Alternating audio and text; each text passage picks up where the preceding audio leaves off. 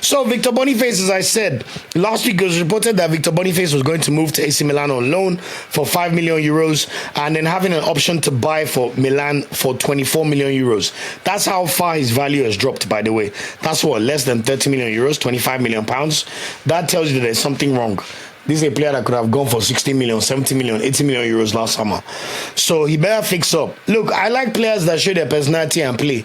But let me tell you, work hard, play harder. When you're delivering on the pitch, nobody asks you questions. But you're missing medicals. You're not playing games for Leverkusen. And all you're doing is doing banga boy. Look, I wish you well. I think you have so much talent. But fix up, bro. I don't know what's going on, man. So anyway, the deal was called up because of medical tests. Is there an injury he just got, or is it from his recurring issues with his knees? Who knows? It's not clear at all. Will he look for another club, or will he fight for his place at Leverkusen?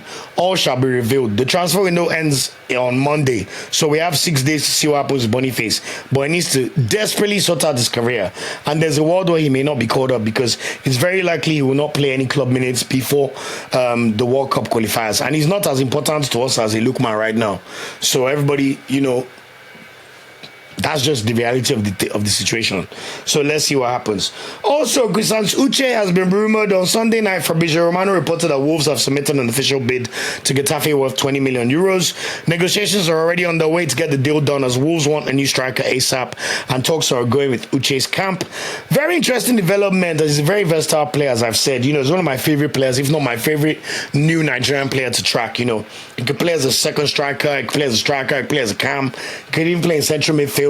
He definitely has physical attributes to play in the Premier League.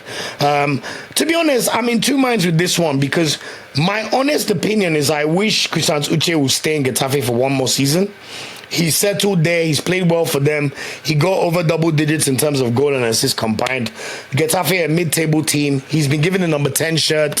First game of the season, he scored again, got an assist.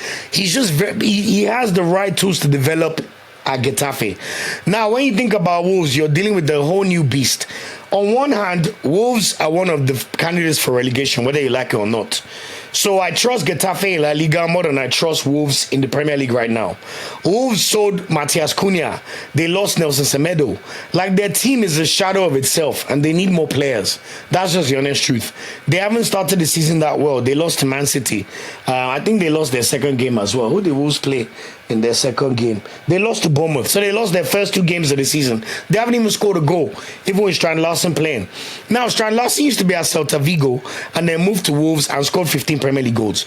So there's a world where Christantus Uche could go to Wolves, smash it, and literally be the revelation of the season in the Prem. But I'm also wary about players not making moves at the right time. And there's a world where with the whole uncertainty with Wolves, relegation zone, he could find himself in a similar situation to Aribo and Onuachu, who go and sign for a team that's going to get relegated. Next thing you know, you're bouncing in between divisions. We're not sure where you're going to play. All of a sudden, your potential is gone. But I like to believe more in Christantus Uche. If he signs for Wolves, we'll support him, and I love seeing players in the Premier League. But honestly, I hope he stays one more year in Getafe. Let Nigeria hopefully somehow make the World Cup. And then after the World Cup, Getafe could even double the amount that they ask for you. So let's see. But there's also a world where I've heard a rumor that Getafe's president said their hands are tied and they can't turn down that kind of money from the Premier League. We know La Liga are the best league in Europe in terms of financial controls, and it's why you don't really hear of any issues with their clubs running into financial issues unless they are named Barcelona, wink wink, So watch out for that because they have very tight rules on salary caps and how much you could spend. So maybe that's one of the situations where Getafe, unfortunately, they're not in a position to turn down 20 million euros. So watch this space. Let's see what happens over the coming days. But I think it's quite an interesting one to monitor and watch out for. Also, Tolu Arokodare, by the way, Fabrizio Romano initially reported that Napoli were looking at Arokodare as an option for a new striker and made contact with his camp. Me personally, I'll be honest, I would have thought that would be a step too far, considering they've had Osimhen, Lukaku, Cavani, like top shooters. Higuain was Capocanneri for Napoli. I'm not sure Arokodare is quite ready for that. But Lukaku, of course, is injured for 3 months. And Napoli already signed Lorenzo Luca from Udinese as a striker. They lost Raspaduri. They lost Giovanni Simeone. So they need some more reinforcements. However, it looks like Napoli are looking at Rasmus Højlund. And that's the deal that's more likely to happen for Napoli at the moment. So let's see what happens for Arokodare. Arokodare's Genk have played 5 games this season, and he's been on the bench for all of those games, only scoring 1 goal. So I don't know whether that's because they expect him to move, or he's just not come back in the right frame of mind. He's just not fit to play the games. I'm not sure what happens. But let's see. Me personally, I'd have liked him to stay there for 1 more year, because he's been bouncing around leagues for his whole career. And he finally found a place where he could work, and he was the top goal scorer in the league. So I don't think you should jump ship that quickly. But anyway, let's see what happens to Arokodare, and we'll keep you posted. Also, in terms of the Super Falcons, I want to congratulate Rasheedat Ajibade. She has made the move to PSG Feminine. They're one of the best clubs in Europe, of course, and one of the top 2 clubs in France, alongside Olympique Lyonnais. Mind you, the French league is one of the best, if not the best league in Europe when it comes to women's football. At least when you look by their Champions League pedigree of Lyon over the past years.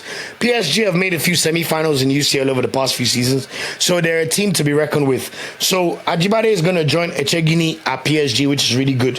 One of the things I love about Super Falcons, our players, they play for star clubs, man.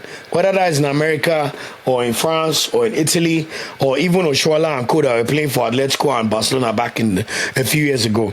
So, you know, congratulations to Rasheedat Ajibade. She signed a 2-year contract till 2027, and she's going to wear the number 10 shirt. So that tells you she's going to be a pivotal player for PSG, and we look forward to watching her and wishing her all the success.